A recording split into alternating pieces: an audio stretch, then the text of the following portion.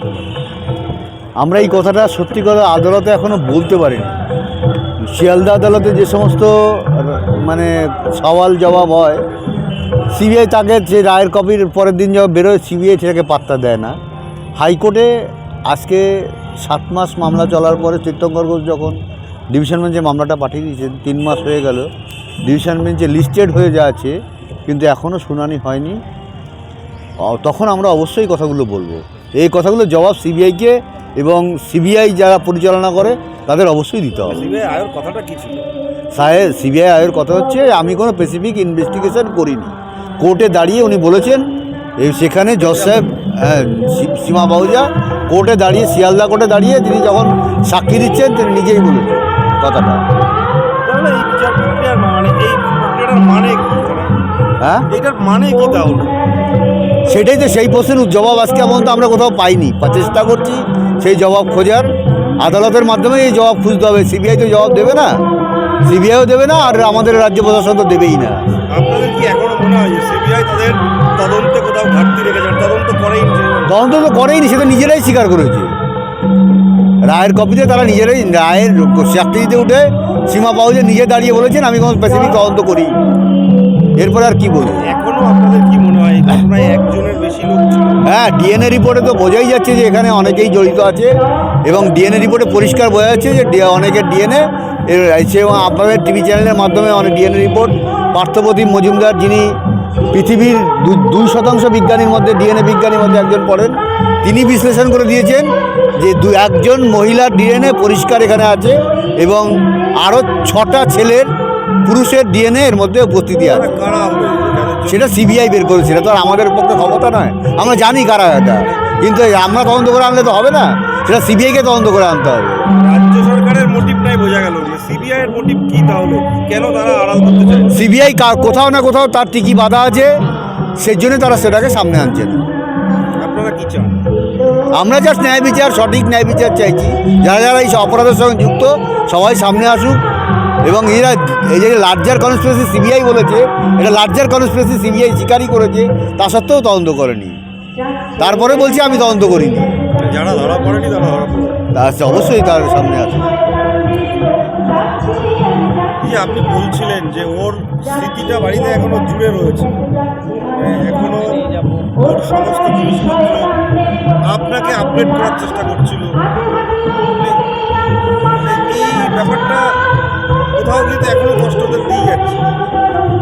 কেন যে ওকে মেরে ফেললো সেটা দুর্নীতি, সেটা আমরা বুঝেছি। ও আমাকে বাড়িতে সব কিছুই বলতো, কিন্তু সেটা যে ওর উপর হচ্ছে এটা কখনো আমি বুঝতে পারিনি। কারণ ও খুব হাসি খুশি, কাজে ভীষণ ব্যস্ত থাকতো। তাছাড়া ও এমডি করতে করতে ডিএমের জন্য প্রিপারেশান নিচ্ছিল, 2টো কোর্স অনলাইনে। রাতে 4টের আগে আমার মেয়ে ঘুমাতো না, সেই ক্লাস 9 থেকে শুরু করে এতদিন। আর সেদিনই শুধু ঘুমিয়ে পড়লো। সেদিন আমাদের আইওকে আমি কোর্টে বলেছিলাম জজের সামনেই যে স্যার আমাদের আইওকে জিজ্ঞাসা করুন যে আমার মেয়ে কোথায় ছিল। 8টা সময়ে আগের দিন, যেদিন 8 তারিখ, 8:30টার সময় বাড়ি থেকে বেরোলো। তা সেই সময় থেকে আমরা পরের দিন যে 12:30টায় হসপিটালে পৌঁছালাম, এই পুরো সময়ে সিসিটিভি ফুটেজ আমি দেখতে চাই। আমার মেয়ে সেমিনার হলে ছিলও না, আমার মেয়ে ডিউটি টাইমে রাত্রে ঘুমাতোও না। কোথায় ছিল আমার মেয়ে? এটা শুনেই উনি কান্না শুরু করেছিলেন। সন্দীপ ঘোষের ভূমিকা তাহলে এখন কি মনে হয় আপনার? সন্দীপ ঘোষ একেবারে জড়িত আমার মেয়ের খুন ধর্ষণের সঙ্গে, কিন্তু আমাদের স্বাস্থ্যমন্ত্রী যিনি তিনিও জড়িত, স্বাস্থ্য সচিব যিনি নারায়ণ স্বরূপ নিগম তিনিও জড়িত। কারণ দেওয়ালটা যেখানে একটা এত বড় একটা ক্রাইম ঘটলো, সেই 10 তারিখেই ওখানে দেওয়ালটা ভেঙে দেওয়া হলো। 13 তারিখে ভাঙা হয়েছিল, দেওয়ালটা ভাঙা হলো, এবং সেচ ডিপার্টমেন্টের আমার মেয়েকে নিয়ে 30 জন ছিল, বাকি 29 জনই সেখানে সাইন করলো। কেন সাইন করলো? ভেঙে দেওয়ার পরে এখনও কিন্তু সেটা ঠিক হয়নি, ভেঙে দেওয়াটাই ওদের কাজ ছিল। তার মানে আমার মেয়ের সঙ্গে যে রাতে যারা ডিউটি করছিল তাদের যদি ধরা না হয় এর কোনো তদন্তে হবে না।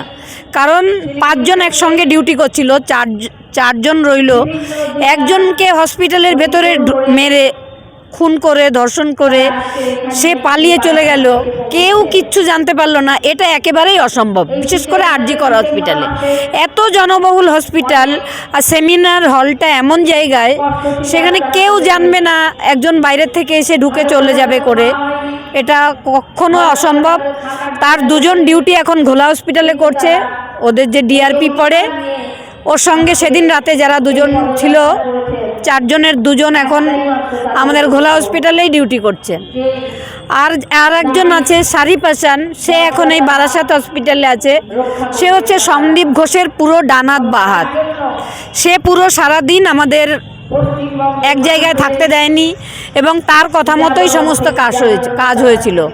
আশিস পান্ডে একজন জেলে আছে, আর এই শারিফ হাসান সে এখন আছে বারাসাত হসপিটালে অ্যানাস্থেসিয়া। বিচার পাবেন?